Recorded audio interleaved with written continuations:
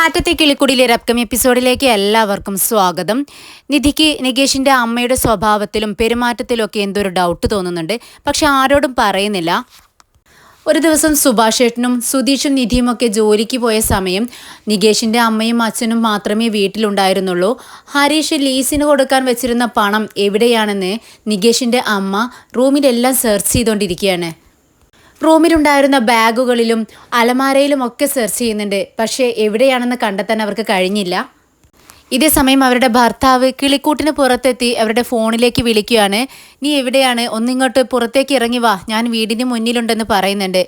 ഇതേ സമയം അവർ ദേഷ്യത്തോടെ പറയുന്നുണ്ട്, നിങ്ങൾ എന്തിനാണ് ഇങ്ങോട്ടേക്ക് വന്നത്? ഇവിടെ ആളുണ്ട് എന്ന് പറയുമ്പോൾ വീട്ടിൽ ആരെയും കാണുന്നില്ലല്ലോ, നീ ഇങ്ങോട്ട് ഇറങ്ങി വാ എന്ന് പറയുന്നുണ്ട്. അങ്ങനെ അവർ പുറത്തേക്ക് ഇറങ്ങി ആരെങ്കിലും കാണുമോ എന്നുള്ള പേടിയോടുകൂടി ഭർത്താവിൻ്റെ അടുത്തേക്ക് ഓടി ചെല്ലുകയാണ്. അദ്ദേഹം ചോദിക്കുന്നുണ്ട്, നീ ഇവിടെ സുഖിച്ച് ജീവിക്കുകയാണല്ലേ, നിനക്കിപ്പോൾ പുറത്തേക്ക് വരണമെന്നും ചിന്ത ഉണ്ടാവില്ലല്ലോ. എന്നോടൊപ്പം ജീവിക്കുമ്പോൾ അത് കഷ്ടപ്പാടായിരിക്കും. ഇവിടെ നീ സുഖമായിട്ട് ജീവിക്കുകയല്ലേ. നീ എന്നോട് എന്താ പറഞ്ഞത്? ക്യാഷ് എടുത്ത് പെട്ടെന്ന് തന്നെ വീട്ടിൽ നിന്ന് ഇറങ്ങിക്കോളാം എന്ന് പറഞ്ഞില്ലേ, എന്നിട്ട് എന്തായെന്ന് ചോദിക്കുകയാണ്. ഇത് കേട്ടതും അവ പറയുന്നുണ്ട്, ഞാനത് നോക്കിക്കൊണ്ടിരിക്കുകയാണ്, പക്ഷേ എവിടെയാണെന്ന് അറിയില്ല. നീ നോക്കിക്കൊണ്ടിരുന്നോ, അപ്പോഴേക്കും അവരെല്ലാം പണം എടുത്ത് ചിലവാക്കി കഴിയും എന്ന് പറഞ്ഞു നിൽക്കുന്ന സമയത്താണ് അച്ഛൻ ഇത് കാണുന്നത്. ഇവർ രണ്ടുപേരും സംസാരിക്കുന്നത് ദൂരെ നിന്ന് കാണുന്നുണ്ട്. അച്ഛൻ ഇയാളെ കണ്ടതും അവളുടെ ഭർത്താവാണെന്ന് മനസ്സിലാക്കുകയാണ്. ഓടി വരുന്നുണ്ട്. ഡാ നിൽക്കടാ എന്ന് പറഞ്ഞതും അയാൾ പെട്ടെന്ന് സ്കൂട്ടി എടുത്ത് അവിടെ നിന്നും രക്ഷപ്പെടുകയാണ്. അച്ഛൻ ദേഷ്യത്തോടെ അവരോട് ചോദിക്കുന്നുണ്ട്, എന്തിനാടി അവനിവിടെ വന്നത്? പറ, നിങ്ങൾ രണ്ടുപേരും എന്ത് ഗൂഢാലോചനയുമായിട്ടാണ് ഇവിടെ എത്തിയിരിക്കുന്നത്? ഞാൻ അപ്പോഴേ മനസ്സിലാക്കിയതാണ് എന്തോ പദ്ധതിയുണ്ടെന്ന്. സത്യം പറഞ്ഞോ, എന്തിനാ വന്നതെന്ന് വീണ്ടും ചോദിക്കുകയാണ്. ഇത് കേട്ട് കള്ളം പറയണമ്മ. ഇല്ല, അങ്ങനെ ഒരു ഗൂഢാലോചനയുമായിട്ടല്ല ഞാനിവിടെ വന്നിരിക്കുന്നത്. ഞാൻ എൻ്റെ മകനെ കാണാൻ വേണ്ടിയാണ് വന്നത്. ഇത് കേട്ടതും അച്ഛന് ദേഷ്യം ഇരട്ടിക്കുന്നുണ്ട്. പെട്ടെന്ന് അമ്മയുടെ കഴുത്തിന് പിടിച്ച് ഞെരിക്കുകയാണ്. പറയടി, സത്യം പറ, എൻ്റെ കുടുംബം നശിപ്പിക്കാൻ വേണ്ടിയല്ലേ നീ വന്നത്? സത്യം പറയടി എന്നും പറഞ്ഞുകൊണ്ട് അവരുടെ കഴുത്തിന് പിടിച്ച് ഞെരിക്കുന്നുണ്ട്. പക്ഷേ അവർ രക്ഷപ്പെടാനായിട്ട് ശ്രമിക്കുന്നുണ്ട്. പക്ഷേ അച്ഛൻ്റെ ദേഷ്യം കാരണം പിടുത്തം മുറുകിക്കൊണ്ടിരിക്കുകയാണ്. അപ്പോഴാണ് നികേഷ് ഇത് കണ്ടുകൊണ്ട് അങ്ങോട്ടേക്ക് ഓടി വരുന്നത്. വിട് എൻ്റെ അമ്മയെ എന്ന് വിളിച്ച് പറഞ്ഞുകൊണ്ടാണ് അവ ഓടി വരുന്നത്. പെട്ടെന്ന് അച്ഛനെ തള്ളി മാറ്റുന്നുണ്ട്. നികേഷിനെ കണ്ടതും അമ്മ കരഞ്ഞുകൊണ്ട് പറയുന്നുണ്ട്, എടാ മോനെ, ഇപ്പം നിനക്ക് മനസ്സിലായില്ലേ ഞാൻ എന്തുകൊണ്ടാണ് ഈ വീട്ടിൽ നിന്നും ഇറങ്ങിപ്പോയതെന്ന്? ഇയാൾ അന്നും ഇങ്ങനെ തന്നെയാണ്, എന്നെ കൊല്ലാനായിട്ട് ശ്രമിക്കാറുണ്ട്. ഇപ്പോഴും അതുതന്നെയാണ് ചെയ്തുകൊണ്ടിരിക്കുന്നത്. അന്ന് എന്നോട് വീട്ടിൽ നിന്നും ഇറങ്ങിപ്പോകാൻ പറഞ്ഞു. ഞാൻ അതുകൊണ്ടാണ് വീട്ടിൽ നിന്ന് പോയത്, എൻ്റെ മകനെ ഇവിടെ ആക്കിക്കൊണ്ട്. ഇപ്പോൾ നീ വന്നില്ലായിരുന്നെങ്കിൽ ഇയാൾ എന്നെ കൊന്നേനെ എന്നും പറഞ്ഞുകൊണ്ട് അവനെ കെട്ടിപ്പിടിച്ച് കരയുവാണ്. ഇത് കണ്ട് നികേഷിന് ഒട്ടും സഹിക്കുന്നില്ല. എന്തിനാടി നീ ഇങ്ങനെ നുണ പറയുന്നതെന്ന് ചോദിച്ചുകൊണ്ട് അച്ഛൻ അവിടെ നിന്നും ഇറങ്ങിപ്പോകുന്നുണ്ട്. അതിനുശേഷം നികേഷ് അമ്മയെ അകത്തേക്ക് കൊണ്ടുപോയി സമാധാനിപ്പിക്കുകയാണ്. അപ്പോഴേക്കും ജോലി കഴിഞ്ഞ് സുഭാഷ് ഏട്ടനും സുധീഷും നിധിയും ഒക്കെ അങ്ങോട്ടേക്ക് വരുന്നുണ്ട്. ഇവർ രണ്ടുപേരും ഇങ്ങനെ വിഷമത്തോടെ ഇരിക്കുന്നത് കണ്ട് അവർ അന്വേഷിക്കുന്നുണ്ട് എന്താ സംഭവിച്ചതെന്ന്. അവിടെ ഉണ്ടായ സംഭവങ്ങളൊക്കെ നികേഷ് പറഞ്ഞു കൊടുക്കുകയാണ്. അതിനുശേഷം കരഞ്ഞുകൊണ്ട് പറയുന്നുണ്ട്, എന്തിനാ അമ്മയെ അവരിങ്ങനെ ഉപദ്രവിക്കുന്നത്? പണ്ട് ഇതുകൊണ്ട് തന്നെയാണ് എൻ്റെ അമ്മ ഇവിടെ നിന്ന് ഇറങ്ങിപ്പോയത്. ഈ ശല്യം കാരണം ജീവനും കൊണ്ട് ഓടി രക്ഷപ്പെട്ടതായിരിക്കും. ഇങ്ങനെയാണെങ്കിൽ എങ്ങനെയാണ് അമ്മയെ ഇവിടെ വിശ്വസിച്ചാക്കിയിട്ട് നമ്മൾ പുറത്തു പോവുക എന്ന് ചോദിക്കുകയാണ്. ഇത് കേട്ട് സുഭാഷ് ഏട്ടൻ പറയുന്നുണ്ട്, എടാ നികേഷ്, നീ എന്തിനാ ഇങ്ങനെ വിഷമിക്കുന്നത്? വിഷമിക്കാതെ, അച്ഛനെ ഞാൻ പറഞ്ഞ് മനസ്സിലാക്കിക്കോളാം. ഇനി അമ്മയ്ക്ക് ഒരു ബുദ്ധിമുട്ടും വരില്ല. നീ സമാധാനമായിട്ട് ഇരിക്കുമെന്ന് പറഞ്ഞ് അവനെ ആശ്വസിപ്പിക്കുകയാണ്. പെട്ടെന്നാണ് നിധി തൻ്റെ ബാഗിൽ നിന്നും ഒരു 60,000 രൂപ എടുത്ത് ഹരീഷിൻ്റെ കയ്യിൽ കൊടുക്കുകയാണ്. ഹരീഷ് എന്താ ഏട്ടത്തിന് ചോദിക്കുമ്പോൾ, ഇത് നിനക്ക് ഷോപ്പ് മേടിക്കാനുള്ള ക്യാഷിൻ്റെ എൻ്റെ പങ്കാണ്, ഇതിന് ഭദ്രമായി കൊണ്ടുവയ്ക്കുമെന്ന് പറയുകയാണ്. താങ്ക്സ് ഏട്ടത്തി എന്ന് പറഞ്ഞുകൊണ്ട് അവനത് മേടിച്ച് ചേട്ടൻ്റെ കയ്യിൽ കൊടുക്കുകയാണ്. സുഭാഷ് ഏട്ടൻ അത് വാങ്ങിച്ചുകൊണ്ട് റൂമിലേക്ക് പോകുന്നുണ്ട്. ഇതേ സമയം ആ ക്യാഷിലേക്കാണ് നികേഷിൻ്റെ അമ്മയുടെ നോട്ടം. ഇത് നിധി ശ്രദ്ധിക്കുന്നുണ്ട്. സുഭാഷ് ഏട്ടൻ ഈ പണം സുഭാഷ് ഏട്ടൻ്റെ പെട്ടിയിൽ കൊണ്ടുവയ്ക്കുകയാണ്. ഇത് നികേഷിൻ്റെ അമ്മ കാണുന്നുണ്ട്. ഇതിനു മുൻപും ക്യാഷ് കാണുമ്പോൾ അതിലേക്കുള്ള അമ്മയുടെ ആർത്തിയോടുള്ള നോട്ടം കണ്ട് നിധിക്ക് ഡൗട്ട് തോന്നിയിട്ടുണ്ട്. പക്ഷെ ആരോടും പറഞ്ഞിട്ടില്ല. ഇപ്പോഴും മിണ്ടാതെ നിന്നു. രാത്രിയായതും ഭക്ഷണം കഴിച്ച് എല്ലാവരും ഉറങ്ങിക്കഴിഞ്ഞിരുന്നു. നിധി ഉറങ്ങിയിട്ടുണ്ടായിരുന്നില്ല. ലാപ്ടോപ്പിൽ ഓരോ വർക്കുകളൊക്കെ ചെയ്തുകൊണ്ടിരുന്നു. അതിന് ഇടയിൽ അവൾക്ക് ദാഹം വന്നതുകൊണ്ട് കിച്ചണിലേക്ക് പോവുകയാണ്. വെള്ളമെടുത്ത് കുടിച്ചതിന് ശേഷം റൂമിലേക്ക് മടങ്ങാൻ നേരം പുറത്തുനിന്ന് രണ്ടുപേരുടെ സംസാരം കേൾക്കുകയാണ്. കിച്ചൻ്റെ വാതിൽ തുറന്നു കിടക്കുന്നുണ്ട്. നിധി അതിനടുത്തേക്ക് ചെന്ന് നിന്ന് ശ്രദ്ധിക്കുമ്പോൾ ഒരു പുരുഷൻ അമ്മയുമായി സംസാരിച്ചുകൊണ്ടിരിക്കുന്നതാണ് കാണുന്നത്.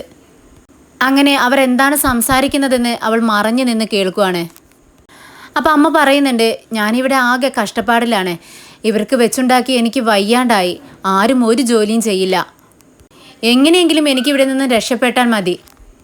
അപ്പം അയാൾ പറയുന്നുണ്ട്, അല്ല നിന്നെ രക്ഷപ്പെടുത്താൻ വേണ്ടി തന്നെയല്ലേ ഞാൻ വന്നിരിക്കുന്നത്.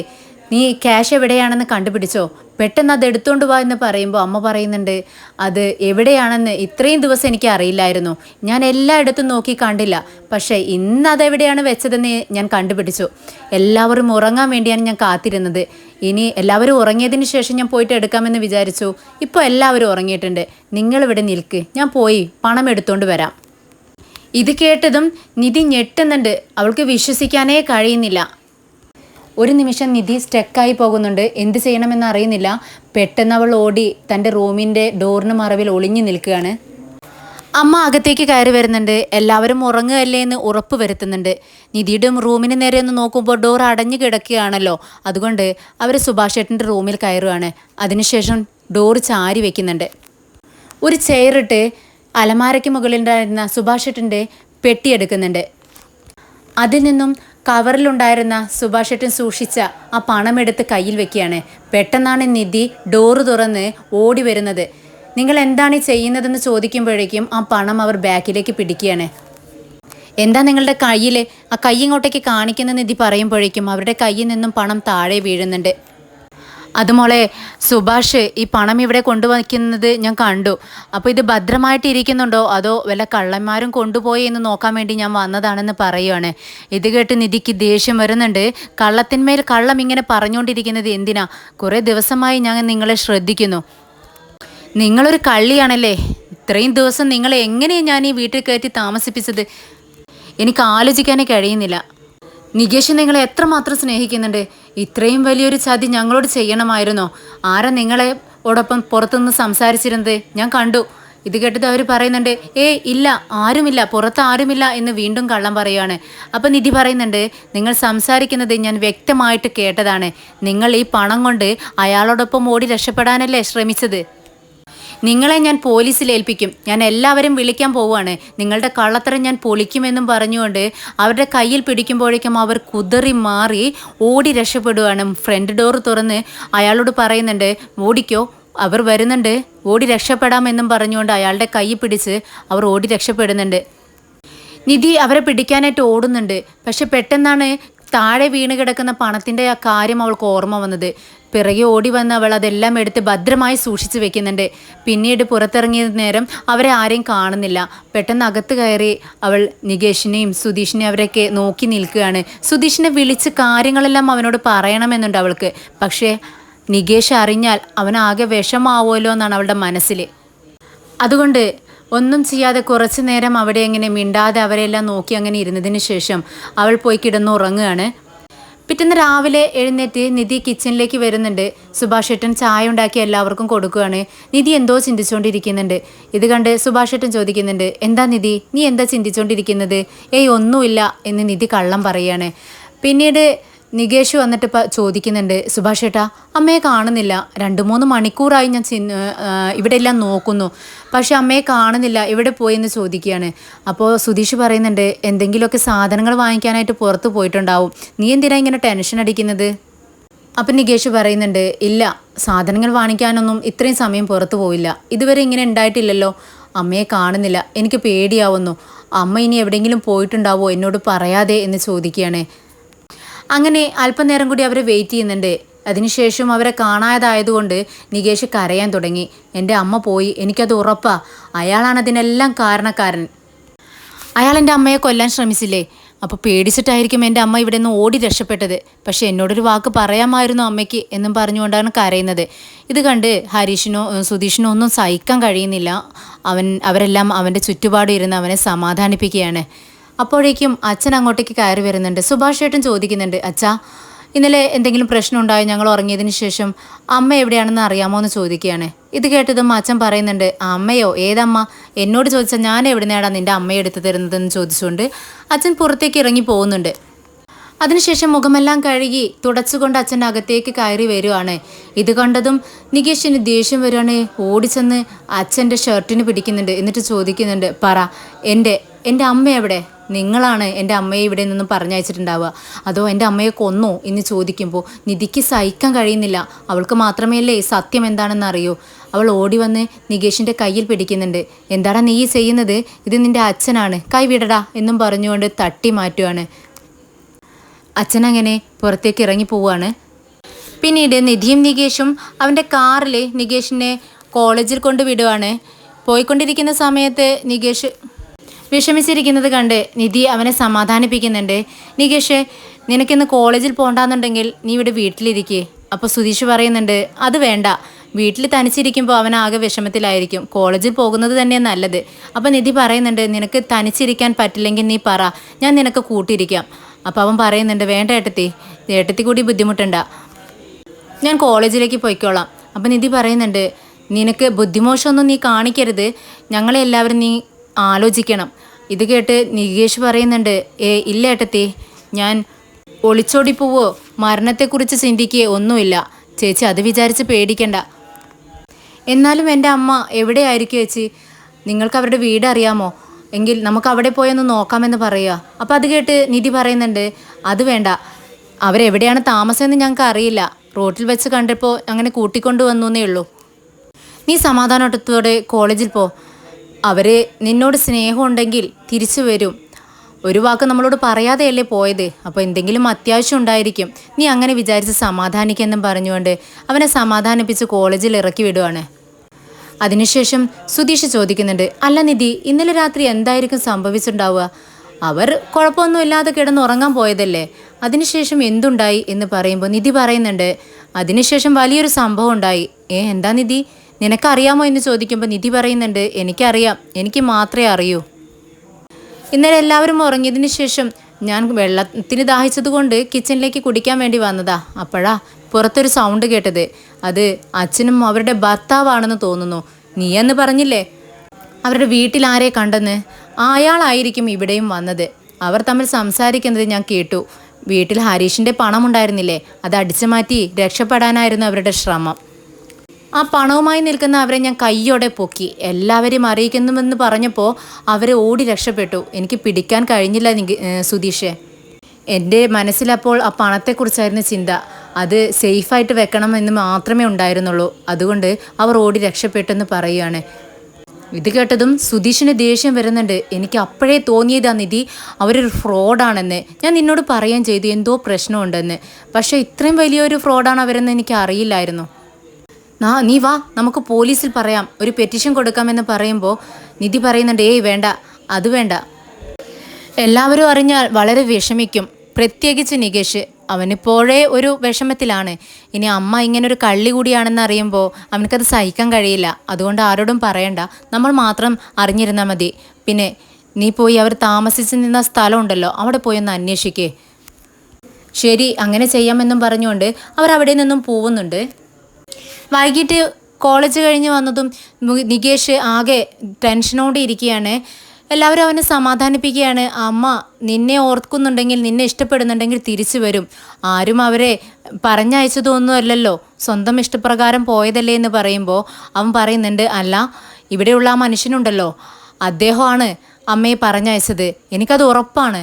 ഞാൻ എൻ്റെ കണ്ണിൻ്റെ മുന്നിൽ കണ്ടതല്ലേ കാഴ്ച, എൻ്റെ അമ്മയെ അടിക്കുന്നതും എൻ്റെ അമ്മയെ കൊല്ലാനായിട്ട് ശ്രമിക്കുന്നതൊക്കെ. അതുകൊണ്ട് എൻ്റെ അമ്മ പോകാൻ കാരണക്കാരൻ അയാളാണെന്ന് പറഞ്ഞ് അവൻ കരയുന്നുണ്ട്. അവനെ സമാധാനിപ്പിച്ച് ഉറങ്ങാൻ കിടക്കുകയാണ്. അപ്പോൾ നിധി റൂമിലേക്ക് പോകുന്നുണ്ട്. സുധീഷ് മേ കമീൻ എന്ന് ചോദിക്കുകയാണ്. അകത്തേക്ക് വാ എന്ന് പറയുന്നുണ്ട് നിധി. അകത്തേക്ക് കയറിയതിന് ശേഷം സുധീഷ് പറയുന്നുണ്ട്, ഞാൻ ഡോറൊന്നും അടച്ചിട്ടില്ല കേട്ടോ, നിന്നോട് ചോദിച്ചിട്ടാണ് ഞാൻ അകത്തേക്ക് കയറിയത് എന്ന് പറയുമ്പോൾ നിധി പറയുന്നുണ്ട്, ഇരിക്ക്.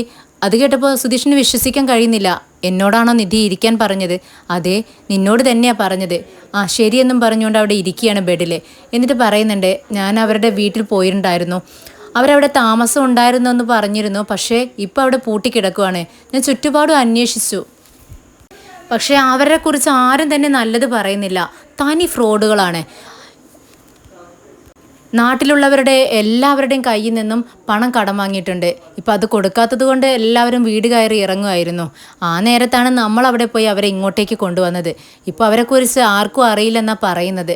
ഇത് കേട്ടതും നിധിക്കാകെ ടെൻഷൻ ആവുന്നുണ്ട്. അപ്പോൾ നമ്മൾ ഉദ്ദേശിച്ചതൊക്കെ സത്യം തന്നെയാണ്. എന്തായാലും സുധീഷേ, ഇതാരും അറിയണ്ട, പ്രത്യേകിച്ച് നികേഷ് അറിയണ്ട. എന്നാൽ ശരി, ഞാൻ കിടന്നുറങ്ങട്ടെ എന്നും പറഞ്ഞുകൊണ്ട് നികേഷ് പുറത്തേക്ക് ഇറങ്ങുവാണ്. പിറ്റേന്ന് രാവിലെ ഹരീഷ് പതിവ് പോലെ ഷോപ്പിലേക്ക് പോവാണ്. നീതു അങ്ങോട്ടേക്ക് വരുന്നുണ്ട്. അവനോട് ചോദിക്കുന്നുണ്ട്, അല്ല നിൻ്റെ ഷോപ്പിൻ്റെ കാര്യമൊക്കെ എന്തായി? അപ്പോൾ ഹരീഷ് പറയുന്നുണ്ട്, അത് എടുക്കാനായിട്ട് ഞങ്ങൾ തീരുമാനിച്ചു, നിന്നോട് പറഞ്ഞതല്ലേ. ക്യാഷൊക്കെ ശരിയായോ എന്ന് ചോദിക്കുന്നുണ്ട്. ക്യാഷ് എല്ലാം എല്ലാവരും കൂടെ റെഡിയാക്കി. ഈ എല്ലാവരും എന്ന് പറയുമ്പോൾ ആരൊക്കെയെന്ന് ചോദിക്കുമ്പോൾ വീട്ടിലുള്ള എല്ലാവരും കൂടെ എന്ന് ഹരീഷ് പറയുന്നുണ്ട്. അപ്പോൾ എന്നാ അഡ്വാൻസ് കൊടുക്കുന്നതെന്ന് ചോദിക്കുമ്പോൾ ഇന്ന് തന്നെ എന്ന് ഹരീഷ് പറയുകയാണ്. ഇത് കേട്ട് നീതുവിന് ദേഷ്യം വരുന്നുണ്ട്. ആഹാ, അപ്പം ഞാൻ ചോദിക്കുമ്പോഴാണ് നീ ഇക്കാര്യമൊക്കെ പറയുന്നതല്ലേ? ഇതൊക്കെ ഞാൻ ചോദിക്കാതെ തന്നെ നീ എന്നോട് പറയേണ്ടതായിരുന്നില്ലേ എന്ന് ചോദിക്കുമ്പോൾ ഹരീഷ് പറയുന്നുണ്ട്, അങ്ങനെയാണോ വേണ്ടത്? നീയല്ലേ ഇതൊക്കെ അന്വേഷിക്കേണ്ടത്. ശരി, എപ്പോഴാണ് പോണത്? ഞാൻ വരണ്ടേ എന്ന് ചോദിക്കുകയാണ്. നീയും വാ, വൈകിട്ടാണ് പോകുന്നത്, സമയം ഞാൻ നിന്നെ വിളിച്ച് അറിയിക്കാമെന്ന് പറയുന്നുണ്ട്. ഷോപ്പിൻ്റെ പേരെന്താണെന്ന് ചോദിക്കുകയാണ്. ഇത് കേട്ട് ഹരീഷ് പറയുന്നുണ്ട്, അതൊരു സർപ്രൈസാണ്. നീതു എന്നായിരിക്കും പേരിടുന്നത് അല്ലേ? ഇത് കേട്ടതും ഹരീഷ് ഒന്ന് ചിരിക്കുന്നുണ്ട്. എനിക്കറിയാം നീ അത് തന്നെയാണ് ഇടുന്നുണ്ടായിരിക്കുക. എന്നാൽ നീ വിളിക്കുക, ഞാൻ പോയിട്ട് വരാമെന്നും പറഞ്ഞുകൊണ്ട് നീതു അവിടെ നിന്നും പോകുന്നുണ്ട്. വൈകുന്നേരമായപ്പോഴേക്കും സുഭാഷ് ഏട്ടനും നീതും നികേഷും സുധീഷും എല്ലാവരും കൂടെ പണവുമായിട്ട് അങ്ങോട്ടേക്ക് വരികയാണ്. അവർ ഹരീഷിനോട് ചോദിക്കുന്നുണ്ട്, എപ്പോഴാ കടയുടെ ഓണർ വരുന്നത്? ക്യാഷ് അദ്ദേഹത്തിന് കൊടുക്കണ്ടേ? ഇങ്ങോട്ട് വരാമെന്നല്ലേ പറഞ്ഞതെന്ന് ചോദിക്കുകയാണ്. അപ്പോൾ അവൻ പറയുന്നുണ്ട്, അതെ, നിങ്ങൾ വന്നതിന് ശേഷം ഞാൻ വിളിക്കാമെന്ന് പറഞ്ഞിരിക്കുകയാണ്. അദ്ദേഹം ഇവിടെ വന്ന് ക്യാഷ് വാങ്ങിക്കാമെന്ന് പറഞ്ഞിട്ടുണ്ട് എന്ന് പറയുമ്പോൾ അവർക്ക് എല്ലാവർക്കും സന്തോഷമാവുന്നുണ്ട്. അങ്ങനെ ഹരീഷ് വിളിച്ചത് പ്രകാരം അദ്ദേഹം ഓണർ അങ്ങോട്ടേക്ക് വരുന്നുണ്ട്. സുഭാഷ് ഏട്ടൻ തൻ്റെ കയ്യിലുണ്ടായിരുന്ന ക്യാഷ് എടുത്ത് ഹരീഷിൻ്റെ കയ്യിൽ കൊടുക്കുകയാണ്. ഹരീഷ് എന്നോട് പറയുന്നുണ്ട്, നീ തന്നെ പണം കൊടുക്ക്. അപ്പോൾ ഹരീഷ് സമ്മതിക്കുന്നില്ല, അത് പറ്റത്തില്ല, ചേട്ടൻ്റെ കൈകൊണ്ട് വേണം ഈ ക്യാഷ് കൊടുക്കാൻ എന്ന് പറയുമ്പോൾ സുഭാഷ് ഏട്ടൻ നിധിയോട് ചോദിക്കുന്നുണ്ട്, നിധി മോളെ നിനക്ക് കൊടുക്കണോ? അത് കേട്ടത് നിധി പറയുന്നുണ്ട്, സുഭാഷ് ഏട്ടനാണ് ഇത് കൊടുക്കേണ്ടത്. അങ്ങനെ സുഭാഷ് ഏട്ടൻ അദ്ദേഹത്തിൻ്റെ കയ്യിലേക്ക് പണം വെച്ച് കൊടുക്കുകയാണ്. അങ്ങനെ എല്ലാവരും ക്ലാപ്പ് ചെയ്യുന്നുണ്ട്. അദ്ദേഹം പറയുന്നുണ്ട്, നാളെ തന്നെ നമുക്ക് എല്ലാ കാര്യങ്ങളും ഇതിൻ്റെ ഷോപ്പിൻ്റെ എല്ലാ എഗ്രിമെൻറ്റും കാര്യങ്ങളൊക്കെ ചെയ്ത് തീർക്കാം. അങ്ങനെ ഓണർ അവിടെ നിന്നും പോകുന്നുണ്ട്. നിധി ഹരീഷിനോട് ചോദിക്കുന്നുണ്ട്, ഹരീഷ്, ഈ ഷോപ്പിന് കുറച്ച് മാറ്റങ്ങളൊക്കെ വരുത്തണം. ഞാൻ ചില കാര്യങ്ങൾ പറയട്ടെ, നീ കേൾക്കുമെന്ന് ചോദിക്കുകയാണ്. ചേട്ടത്തി പറ, നമുക്ക് നോക്കാമെന്ന് പറയുന്നുണ്ട് അവൻ. ശരി, എന്നാലേ ഈ ഫ്രണ്ടിലുണ്ടല്ലോ ഒരു 3-4 ചെയറെങ്കിലും മേടിച്ചിടുന്നേ. ആരെങ്കിലുമൊക്കെ വയസ്സായവർ വരുമ്പോൾ അവർക്ക് ഇരിക്കണ്ടേ. അത് കേട്ട് എല്ലാവരും ശരിയെന്ന് പറയുകയാണ്. പിന്നെ ദൈവത്തിൻ്റെ ഫോട്ടോ ഉള്ളിൽ വെച്ചിട്ടുണ്ടല്ലോ, നീ എന്നും അതിൽ വിളക്ക് കൊളുത്തി വേണം കട ഓപ്പൺ ചെയ്യാൻ. അങ്ങനെ എല്ലാ കാര്യങ്ങളും പറഞ്ഞ് അവർ വളരെ സന്തോഷത്തോടു കൂടി ചിരിച്ച് കളിച്ച് സംസാരിച്ച് അങ്ങനെ നിൽക്കുന്നത് നമ്മുടെ നീതു കാണുകയാണ്. നീതു കുറച്ച് നേരമായി അവിടെ നിന്ന് ഇതൊക്കെ കാണുന്നു. അവൾ മനസ്സിൽ ചിന്തിക്കുന്നുണ്ട്, ഓണർ വന്നു, ക്യാഷും കൊടുത്തു, എല്ലാം കഴിഞ്ഞു. എന്നിട്ടും അവന് എന്നെക്കുറിച്ച് വല്ല ചിന്തയുണ്ടോ? അവനെ വിളിക്കുന്നുണ്ട്, പക്ഷെ അവൻ കണ്ടില്ലേ ഫോൺ കട്ട് ചെയ്യുന്നത്. അവനക്ക് വലുത് അവൻ്റെ ഫാമിലിയാണ്, ഞാൻ ആരുമല്ല. അവൻ്റെ ചേട്ടത്തിയോട് അവനെ ചിരിച്ച് കളിച്ച് സംസാരിക്കുന്നത് കണ്ടില്ലേ. ശരി, നമുക്ക് പോയേക്കാം എന്നും പറഞ്ഞുകൊണ്ട് അവൾ ദേഷ്യത്തിൽ കുശുമ്പോടെ അവിടെ നിന്ന് ഇറങ്ങി പോവുകയാണ്. അവളെ ആരും കാണുന്നില്ല. അങ്ങനെ നിധി എല്ലാവരെയും കൂട്ടി ഒരു ഹോട്ടലിലേക്ക് കയറുകയാണ് ഭക്ഷണം കഴിക്കാനായിട്ട്. എല്ലാവരും ഒരു ടേബിളിൽ ചുറ്റുമായിട്ട് ഇരിക്കുകയാണ്. അപ്പോൾ സുധീഷ് പറയുന്നുണ്ട്, ആദ്യമായിട്ടാണ് ഞാനിങ്ങനെ ഒരു ഹോട്ടലിൽ കയറി നമ്മൾ ഒരുമിച്ച് ഭക്ഷണം കഴിക്കാൻ ഇരിക്കുന്നതെന്ന് പറയുമ്പോൾ നിധി കളിയാക്കി ചോദിക്കുന്നുണ്ട്, അതെന്താ ഹോട്ടൽ ഭക്ഷണമാണ് എപ്പോഴും കഴിക്കാറെന്ന് പറയുന്നുണ്ട്, എന്നിട്ട് ആദ്യമായിട്ട് ഹോട്ടലിൽ വരുന്നതെന്നോ? അതെന്താ നീ ഇങ്ങനെ പറയുന്നതെന്ന് ചോദിക്കുമ്പോൾ സുഭാഷ് ഏട്ടൻ പറയുന്നുണ്ട്, അതെ, അവൻ പറയുന്നത് കാര്യം തന്നെയാണ് നിധി, ഞങ്ങൾ ഹോട്ടൽ ഭക്ഷണം കഴിക്കാറുണ്ട്, അത് വാങ്ങിച്ചു കൊണ്ടുപോയി വീട്ടിലിരുന്ന് ഒരുമിച്ച് കഴിക്കും. പക്ഷേ ഞങ്ങളിങ്ങനെ ഒരുമിച്ച് എല്ലാവരും കൂടി ഒരു ഹോട്ടലിൽ പോയി കഴിക്കുന്നത് ആദ്യമായിട്ടാണ്. ആണോ ചേട്ടാ, അതെനിക്ക് അറിയില്ലായിരുന്നു എന്നും പറഞ്ഞ് എല്ലാവർക്കുള്ള ഫുഡൊക്കെ ഓർഡർ ചെയ്യാണ് നിധി. അപ്പോൾ സുഭാഷ് ഏട്ടൻ നിധിയെ നോക്കിക്കൊണ്ട് പറയുന്നുണ്ട്, മോളെ നിധി, നീ വന്നതിന് ശേഷം എന്തൊക്കെ നല്ല കാര്യങ്ങളാണ് സംഭവിക്കുന്നത്. നമ്മളെല്ലാവരും ഒരുമിച്ച് പുറത്തിരുന്ന് ഇങ്ങനെ ഭക്ഷണം കഴിക്കാൻ കാരണക്കാരി നീയാണ് എന്ന് പറയുമ്പോൾ സുധീഷ് പറയുന്നുണ്ട്, ഇനിയും എന്തെല്ലാം കാര്യങ്ങൾ നടക്കാനിരിക്കുന്നു അല്ലേ നിധി, നമ്മളിനി എവിടേക്ക് പോകാനിരിക്കുന്നു എന്ന് പറയുമ്പോൾ നിധിയും ചിരിയോടുകൂടി അതെ എന്ന് പറയാണ്. ഇതേ സമയം നികേഷ് ആരെയും ശ്രദ്ധിക്കുന്നില്ല, ഒന്നും മിണ്ടുന്നില്ല, തല താഴ്ത്തിയിരിക്കുകയാണ്. അപ്പോൾ സുഭാഷ് ഏട്ടൻ ചോദിക്കുന്നുണ്ട്, എന്താ മോനെ നീ ഇങ്ങനെ ഇരിക്കുന്നത്? ഇതേ നോക്ക്, ഹരീഷിന് നല്ലൊരു കാര്യം സംഭവിച്ചിരിക്കുകയാണ്. അപ്പോൾ അതിനെക്കുറിച്ച് ആലോചിച്ച് നമ്മൾ സന്തോഷിക്കുകയല്ലേ വേണ്ടത്. നീ മാത്രം ഇങ്ങനെ ഇരുന്നാൽ മറ്റുള്ളവർക്ക് സന്തോഷം ഉണ്ടാവുമോ എന്ന് ചോദിച്ചുകൊണ്ട് അവനെ സമാധാനിപ്പിക്കുകയാണ്. അപ്പോൾ അവൻ ശരി, ഞാൻ എൻ്റെ അമ്മയെക്കുറിച്ച് ഓർത്തിട്ടാണ് ഇങ്ങനെ സങ്കടപ്പെടുന്നത്, എന്നാലും അമ്മയ്ക്ക് എന്നോട് ഒരു വാക്ക് പറയാമായിരുന്നു പോകുന്നതിന് മുന്നേ എന്ന് പറയുന്നുണ്ട്. അപ്പോഴേക്കും അവർക്ക് ഓർഡർ ചെയ്ത ഫുഡെല്ലാം എത്തുന്നുണ്ട്. നിധി എല്ലാവർക്കും വിളമ്പി കൊടുക്കുന്നുണ്ട്. എല്ലാവരും പരസ്പരം അങ്ങോട്ടും ഇങ്ങോട്ടൊക്കെ വിളമ്പി ഭക്ഷണം കഴിച്ചുകൊണ്ടിരിക്കുകയാണ്. അപ്പോൾ നിധി പെട്ടെന്ന് ചോദിക്കുന്നുണ്ട്, അല്ല സുഭാഷ് ഏട്ടാ, അച്ഛന് ഭക്ഷണം വാങ്ങിക്കണ്ടേ? അതൊന്നും വേണ്ട മോളെ, വീട്ടിൽ ചെന്നതിന് ശേഷം ഞാൻ അച്ഛന് ഉണ്ടാക്കി കൊടുത്തോളാം. അപ്പോൾ നിധി പറയുന്നുണ്ട്, അത് ശരിയല്ല, നമ്മളെല്ലാവരും പുറത്ത് വന്ന് ഭക്ഷണം കഴിച്ചതിന് ശേഷം അച്ഛൻ എന്തെങ്കിലുമൊക്കെ കൊണ്ടുപോകണ്ടേ, അല്ലെങ്കിൽ മോശമല്ലേ, അച്ഛൻ പാവമല്ലേ. പിന്നെ എന്താ അച്ഛന് ഇഷ്ടം, ബിരിയാണി ഇഷ്ടമാണോ എന്ന് ചോദിക്കുക. അപ്പോൾ സുഭാഷ് ഏട്ടൻ പറയുന്നുണ്ട്, അച്ഛന് ഏറ്റവും ഇഷ്ടപ്പെട്ട ഫുഡെന്ന് പറയുന്നത് ബിരിയാണിയാണ് മോളെ. അത് കേട്ടതും വെയിറ്ററെ വിളിച്ചുകൊണ്ട് നിധി അച്ഛന് ഒരു ലോലിപോപ്പും ഒരു ബിരിയാണി ഓർഡർ ചെയ്യാണ്. ഇത് കേട്ടതും നികേഷിന് ഒട്ടും ഇഷ്ടപ്പെടുന്നില്ല. നികേഷിന് ദേഷ്യം വരുവാണ്.